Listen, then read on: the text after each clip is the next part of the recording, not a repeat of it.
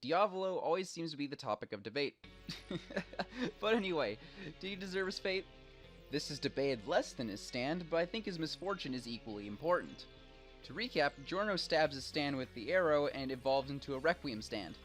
Gold Experience Requiem. His new ability? To revert anything to zero.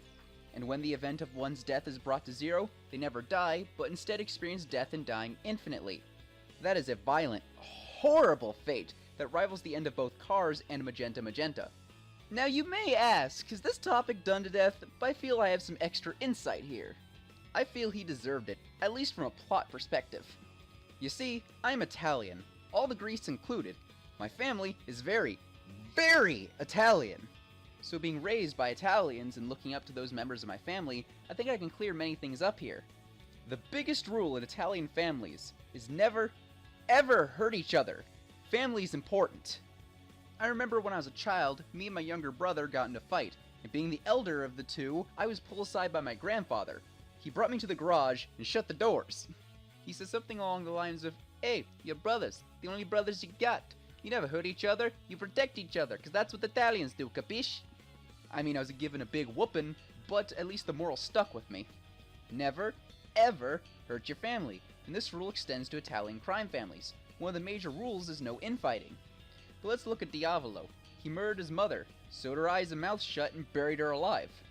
As well as a major part of the plot being him wanting to kill his own daughter. I cannot express how much you never ever do any of this. Respect women. Respecting women. In Italy, the mother's the head of the house, and on top of that, you never hurt women. To put in perspective, my grandfather told me plainly, if I ever abused my girlfriend or spouse, he himself would find me and kill me. That's how big this is, and in many Italian crime families, this was an unspoken rule.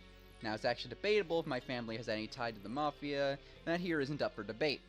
Doesn't mean I was never told about these things, and let me tell you, they do some fucked up shit to rapists and child killers. Like, there is a reason when those people are arrested, they're put in solitary confinement.